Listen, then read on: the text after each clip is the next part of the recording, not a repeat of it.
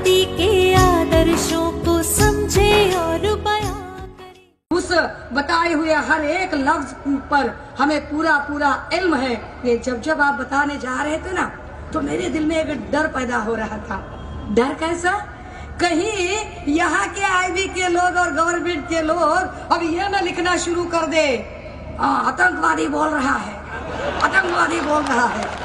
क्योंकि भारत के अंदर बहुत अजीब चीज है, जब यहाँ का दलित अपने हक के लिए बोलता है तो उसे नक्सलाइट करार दिया जाता है, और जब मुसलमान अपने हक के लिए बोलता है तो उसे दहशतगर्दी का करार दिया जाता है। यानी कि आप अपने हक के बारे में मत बोलिए, हक के बारे में नहीं बोलना है। वो क्या कह रहे हैं, यहाँ पर टॉपिक रखा कि whether government is implementing constitution और नॉट। क्या यहाँ पर कानून का पूरा पूरा जो भी है वो इम्प्लीमेंटेशन हो रहा है या नहीं? वो कह रहे हैं कि हम कानून का रिव्यू करेंगे, हम कानून का रिव्यू करने आए हैं। अब कानून का रिव्यू करने के लिए उन्होंने इन 1999 एक कमेटी बनाकर रखी थी। देखिए, इस देश में जब कानून बना, कानून बनाने की जरूरत क्यों पड़ी थी? क्योंकि इस देश में जो अलग अलग स्टेट्स का काम चल रहा था, वो अलग अलग स्टेट के एम्पायर के हिसाब से काम चल रहा था। हैदराबाद में निजाम के हिसाब से काम चल रहा था, मैसूर में टीपू सुल्तान के हिसाब से काम चल रहा था, तो इधर कानपुर में होलकर और उनके हिसाब से काम चल रहा था।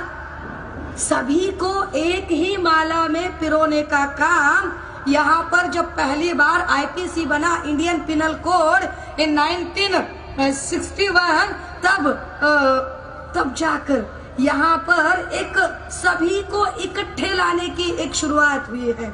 वैसे ब्रिटिश गवर्नमेंट से लेकर यह कानून का कुछ धीरे धीरे इम्प्लीमेंटेशन चल रहा था, जैसे कि 1909 का कानून, 1919 का कानून, 1935 का कानून और 1947 का कानून। ये 4 कानून जैसे माइलस्टोन माने जाते हैं कॉन्स्टिट्यूशनल डेवलपमेंट के। अब इसके बाद 1947 को जब देश को आजादी मिली और 1949 को इस देश में नए सिरे से कानून लगाने की बात हो रही है। उसके पहले का बस एक ही आपको किस्सा हम बयां कर दे कि इस देश का कानून बनाने के लिए बहुत सारे लोग जो कि कांग्रेस से जुड़े हुए थे, बहुत सारे लोग एक बहुत अच्छे वेस्टर्न थिंकर के पास चले गए और उसे वह कह रहे थे कि हमारे देश का कानून बनाना है। सुना है कि आप बड़े ज्ञानी हो, सुना है कि आप बड़े विद्वान हो, तो चलिए हमारे देश का कानून बनाने में हमारी मदद कीजिए। और वो साहब कह रहे थे, विजय मानकर साहब की किताब में इसके सारे रेफरेंसेस आपको मिलेंगे। और वो साहब कह रहे थे कि भैया यह बात तो बिल्कुल सही है कि हम इस देश का, हम कानून को बहुत अच्छे से जानते हैं, कानून बनाने का हमारा ज्ञान, एक्सपीरियंस बहुत बड़ा है, लेकिन आप मुझे अपने देश में क्यों बुला रहे हो? क्योंकि लोगों ने कहा ऐसे क्यों पूछ रहे हो? अरे भैया, आप मुझे आपके देश में कानून बनाने के लिए बुला रहे हो, लेकिन किसी भी देश के संविधान बनाने का जो हुनर है, जो हमने सीखा है, वो आप ही के देश से एक महानुभाव से सीखा है, जिसका नाम डॉक्टर बाबा साहब अम्बेडकर। तो जाइए और पहले उनसे बात कीजिए और उनसे रूबरू हो जाइए और फिर सोचिए।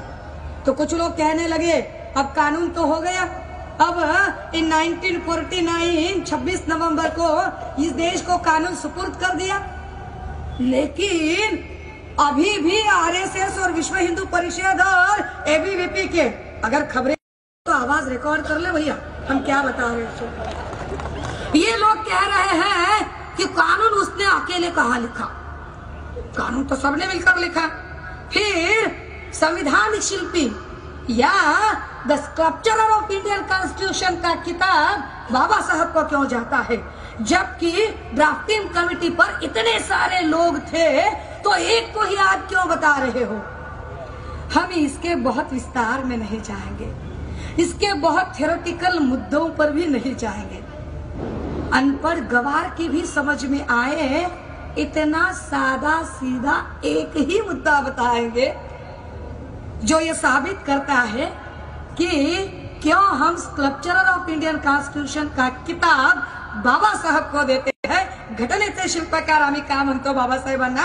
साधं उदाहरण आहे त्याचं की अरे भैया इस देश के कॉन्स्टिट्यूशनल क्लब के सेंट्रल हॉल में जहां पर इस देश के राष्ट्रपति और प्रधानमंत्री का शपथ समारोह होता है, वहां पर एक बहुत बड़ी तस्वीर लगाई हुई है, जिस तस्वीर में बाबा साहब संविधान दे रहे हैं और बाकी सभी लीडर संविधान ले रहे हैं.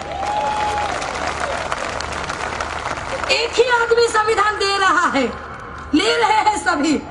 अगर आपको इस चीज पर ऑब्जेक्शन है तो हिम्मत करके दिखाइए कि सेंट्रल हॉल की आप वह तस्वीर उतार करने की कोशिश करें. हम आपके कपड़े उतारने तक की कमी नहीं करेंगे. अपने बाप की बेटी हूँ, अपने बाप के खिलाफ जो भी बोलेगा सूद समेत उसको वापिस करने आई हूँ. मौलाना साहब, आप बड़े प्यार मोहब्बत की बात कर रहे थे. हालांकि आपका डेसिग्नेशन ही कुछ ऐसा है कि आप बहुत बाअदब बात कर रहे थे, किंतु हमारा तजुर्बा यह है कि मोहब्बत वाली बातें लोग समझ ही नहीं रहे हैं. इसलिए मुझे मजबूरन स्टाइल में बात करनी पड़ रही है कि अब मुझे ही लेडी डॉन बनकर बात करनी पड़ रही है. अब संविधान को जब इस देश में कॉन्स्टिट्यूशन का इम्प्लीमेंटेशन करना शुरू हुआ है, उससे पहले बाबा साहब और एक बात कर रहे हैं कि हमने चाहे संविधान कितना ही अच्छा क्यों न बनाया हो, इस संविधान की कामयाबी इसका इम्प्लीमेंटेशन करने वाले लोगों पर है. इम्प्लीमेंटेशन करने वाले लोगों की नीयत अगर ठीक ठाक होगी तो संविधान कामयाब रहेगा. अगर नीयत में खोट होगी तो संविधान कामयाब नहीं रहेगा. अब उसके बाद यहाँ 50, 60, 70 साल गुजर जाते हैं. देखिए, भारत के साथ ही इन 1947 और एक देश आजाद हुआ, नाम था पाकिस्तान.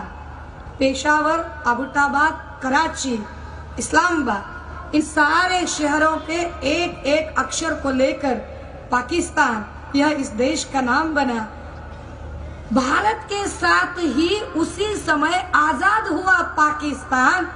आज तक पाकिस्तान में कितनी ही बार मिलिट्री बुलानी पड़ी, कितनी ही बार पॉलिटिकल उलट पुलट हो गई, लेकिन उसी पाकिस्तान के साथ आजाद हुआ यह भारत देश आज भी डेमोक्रेटिक वैल्यूज को मानकर चलता है. उसकी वजह यहाँ का संविधान है. हम यहाँ अन्ना हजारे जैसे ब्लैकमेलर को भी सह पाते हैं और अपना जो भी उसकी प्रति जो भी नाराजगी है वह बहुत साफ शब्दों में, साफ सुथरे, गंदे नहीं, साफ सुथरे शब्दों में बयां करते हैं, क्योंकि हम कॉन्स्टिट्यूशन को मानने वाले हैं. अब कॉन्स्टिट्यूशन का रिव्यू करने की बजाय कॉन्स्टिट्यूशन इम्प्लीमेंटेशन करने वालों का रिव्यू करने की जरूरत थी, लेकिन ऐसा हो नहीं पाया. और कॉन्स्टिट्यूशन रिव्यू करने की बात हुई, 1949 को यहाँ पर कॉन्स्टिट्यूशन आया और 1999 को रिव्यू कमेटी बुलाई गई, यानी कि संविधान के बिल्कुल 50 साल बाद संविधान की कामयाबी की गौरव परिक्रमा करने की बात होनी चाहिए थी.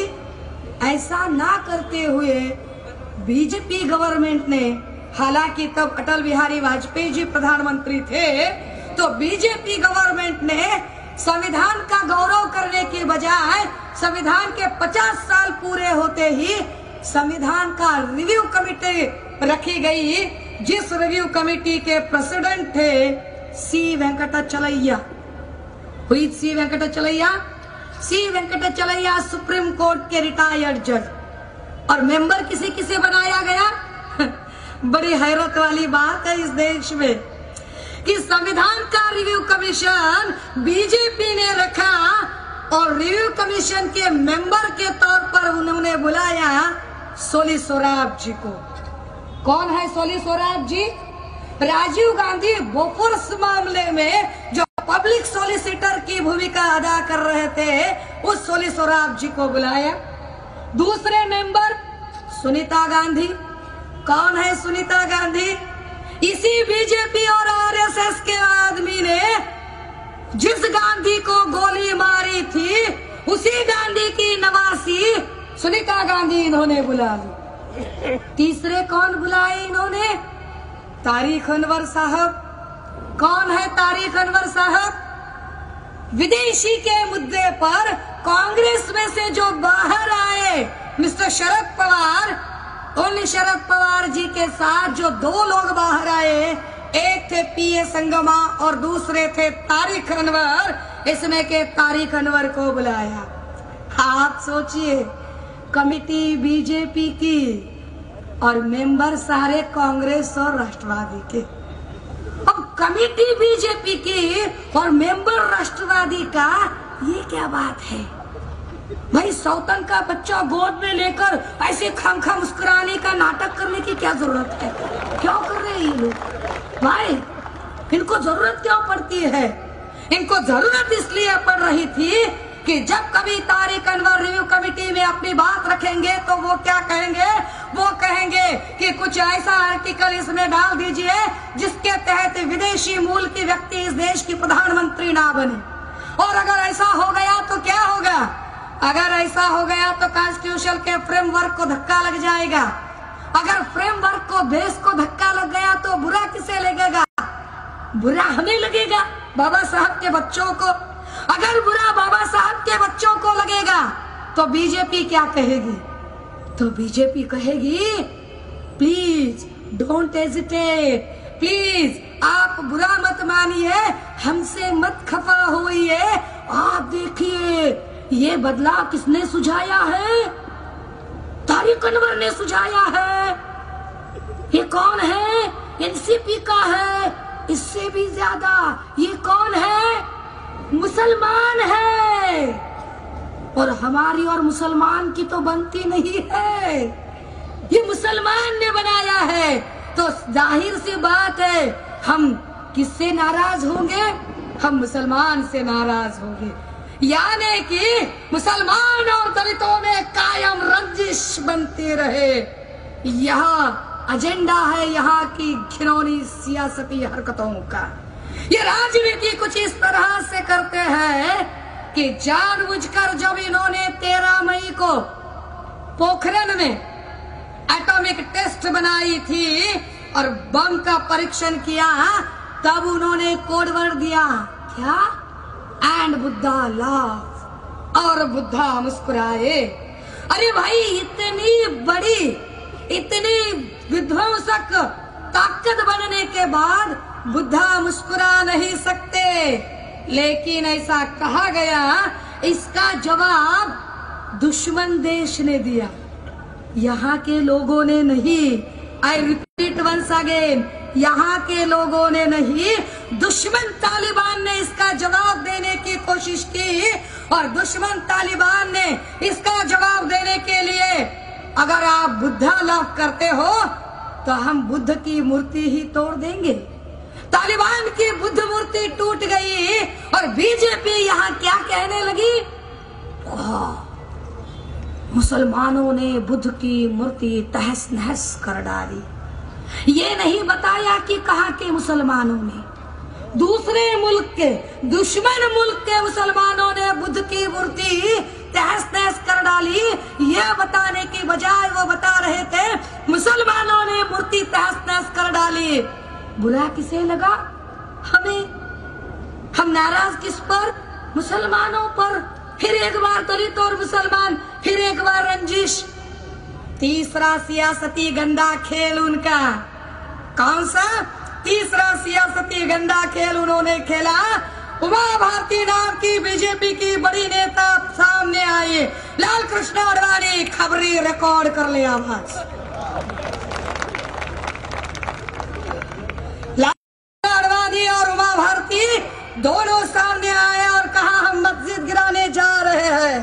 मंदिर हम बनाएंगे ऐसी बात वो रखने लगे और मंदिर मस्जिद गिराने के लिए वो निकल पड़े। मस्जिद गिराने का दिन तय हुआ। दिन कौन सा तय हुआ? दिन तय हुआ 6 दिसंबर का। क्या था 6 दिसंबर को? 6 दिसंबर जो हमारे लिए बेहद संवेदनशील दिवस, 6 दिसंबर जो हमारे लिए बेहद दुखद और भावुक दिवस, उसी दिवस को टारगेट करते हुए इन लोगों ने मस्जिद गिराई। हुआ क्या? मुस्लिम भाई का रिएक्ट होना तो बड़ा लाजमी था। अरे भाई, किसी का भी अगर प्रार्थना स्थल ध्वस्त होता है तो उसका रिएक्ट होना बड़ा लाजमी है। अगर हिंदुओं का मंदिर गिरेगा, हिंदू भाई रिएक्ट करेगा। क्रिश्चियनों का चर्च गिरेगा, क्रिश्चियन भाई रिएक्ट करेगा। सिख भाई का अगर गुरुद्वारा गिरेगा तो सिख भाई रिएक्ट करेगा। तो अगर मस्जिद गिर गई है तो जो खुद को सच्चा मुसलमान मानता है और सच्चे मुसलमान के नाते सच्चे मुसलमान के 5 फर्ज अदा करता है, जो कुरान शरीफ ने बताए थे कि जो कोई सच्चा मुसलमान है वह रमजान के पाक महीने में रोजे रखेगा।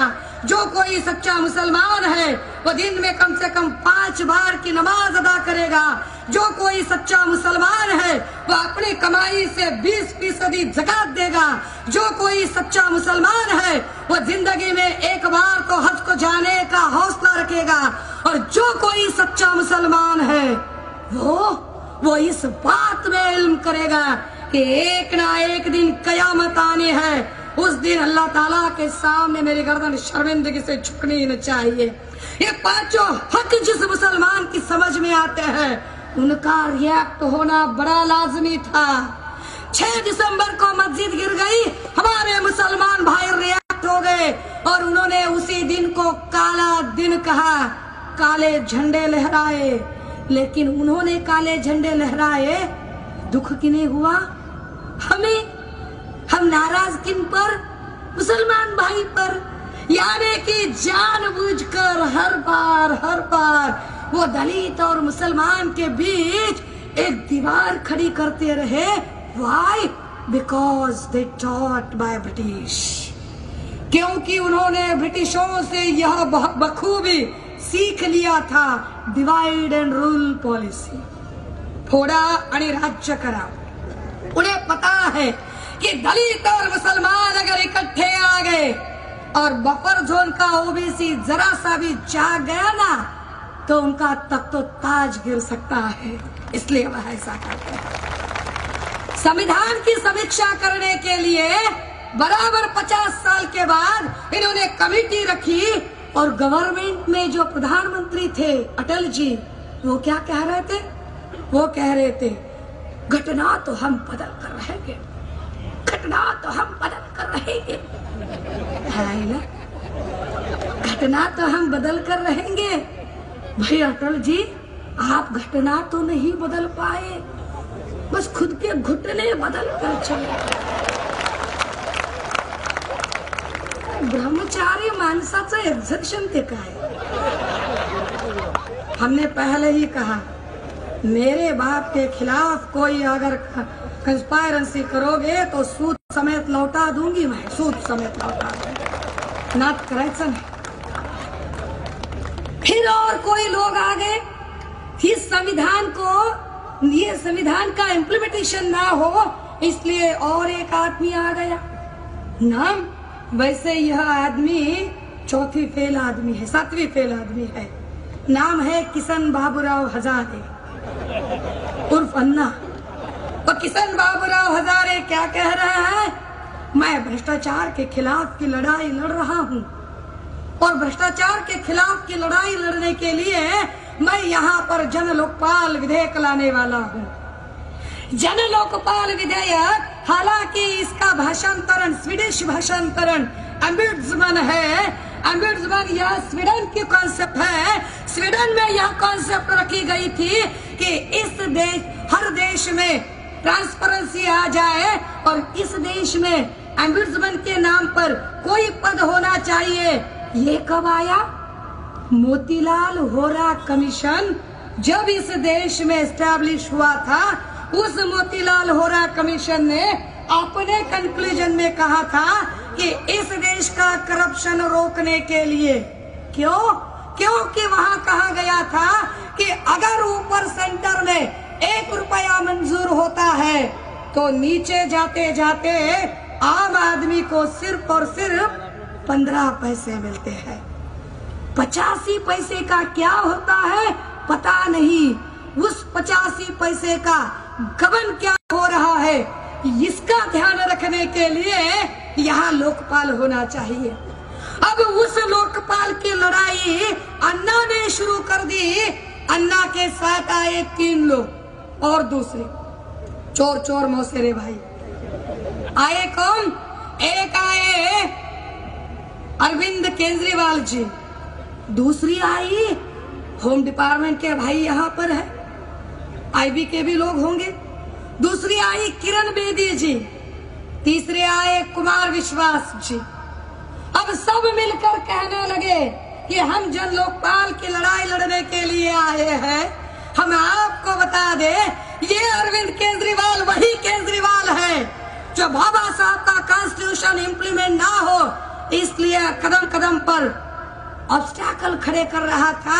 ये वही अरविंद केजरीवाल है जब इन 1989 मंडल कमीशन के इम्प्लीमेंटेशन की लड़ाई लड़ी जा रही थी। ओबीसी अफसर हो, ओबीसी कर्मचारी हो तो जान ले कि जब 1989 को बिंदेश्वरी प्रसाद मंडल के कमीशन के तहत ओबीसी की सिफारिशें लागू करने का आंदोलन चल रहा था, उसी आंदोलन को रोकने के लिए समूचे भारत के अंदर तीन अलग अलग मिशन तैयार हो गए थे। पहला जो समूचे भारत में चला, मंडल को विरोध करने के लिए कमंडलू लेकर अडवाणी उसकी लीड कर रहे थे। दूसरा उत्तर भारत में Arvind Kejriwal youth for equality का बैनर लेकर घूम रहे थे। कॉन्स्टिट्यूशनल इम्प्लीमेंटेशन ना हो इसलिए यही Arvind Kejriwal youth for equality का बैनर लेकर घूम रहा था, जो आज आम आदमी की भाषा करता है। आम आदमी ह्याला कुणतरी सांगायची गरज आहे बरं का, ह्याला सांगायची गरज आहे की ओबीसी आरक्षणला विरोध करत होतास बेटा। अरे ओबीसी भी आम ही है, संतरा मोसंबी नाही, चिकू केळे रताळे नाही, आमच आहेत ते, ह्याला कळायला पाहिजे होतं। तीसरी कौन आती है? किरण बेदी मैडम। मैं बेदी मैडम के बारे में क्या कहूँ, अभी तो रिटायर हो गई मैडम। मैडम कहती है कि वो नॉन करप्टेड थी। होम डिपार्टमेंट के लोग हमें हालांकि घूर घूर के देख रहे हैं। मैडम नॉन करप्टेड थी ऐसा मैडम का दावा था। कोई भी नॉन करप्टेड आईएएस या आईपीएस ऑफिसर ज्यादा से ज्यादा रिटायरमेंट के बाद एक आध बंगला कर सकता है तैयार, या अपनी बेटी की धूमधाम से शादी बना सकता है, या एक आध बेटे को फॉरेन भेज सकता है। तीनों इकट्ठे नहीं, 3 में से कोई एक चीज कर सकता है। नॉन करप्टेड है, नॉन करप्टेड। हालांकि हमारे यहाँ आजकल कांस्टेबल के भी 2-2, 4-4 फ्लैट होते हैं, वो अलग बात है। हमारे यहाँ ग्राम सेवक भी 50 से 70 एकड़ जमीन का मालिक होता है, ये अलग बात है। लेकिन अगर नॉन करप्टेड आईएएस और आईपीएस ऑफिसर हो तो उसके पास इतना पैसा नहीं होता। हम आपको बता दे 7-8 साल पहले, आज जरा नया मॉब है इसलिए 7-8 साल पहले हम जब चेंबूर के पीएल लोखंडे मार्ग पर गए थे, हमारे साथ सेम स्टेज पर दीपक भाई निकाल जी थे। पूरा भाषण होने के बाद उन्होंने कहा, ताई बोले हमने जिंदगी में पहली बार ऐसी दहाड़ती शेरनी देखी, चलिए बोले हमारे घर पर जरा चाय पानी करते हैं। हम उनके लक्ष्मी नगर के वही मैडम कम्युनल दंगे चलाने वाले, कम्युनल दंगों से अपनी कुर्सी बनाने वाले, उसी बीजेपी के दिए हुए राज्यपाल पद पर कैसे विराजित है। ये कहां से बात चल रही है? काय आम्ही काय डोसक्याला गोड तेल लावतो का धोत्रावर इन करतो? काय तुम्हालाच राजकारण कळतंय का? काय नाटक चाललंय या देशामध्ये? यहाँ पर कहा कॉन्स्टिट्यूशन का इम्प्लीमेंटेशन हुआ? कॉन्स्टिट्यूशन के इम्प्लीमेंटेशन में कहा गया था कि अरे भैया इस देश की जो स्ट्रक्चर होगा उस स्ट्रक्चर में दो चीजें जरूरी होगी। एक, डिसेंट्रलाइजेशन ऑफ पावर और दूसरी चेक एंड मेट पॉलिसी होगी। डिसेंट्रलाइजेशन पावर, सत्ता किसी एक के हाथ में नहीं होगी, सत्ता 3 हिस्सों में होगी, 3 हिस्से बराबर होंगे। एक होगा लेजिस्लेटिव। आप देख रहे हैं we love Baba Saheb. Channel को सब्सक्राइब करना और घंटी बजाना ना भूलिए।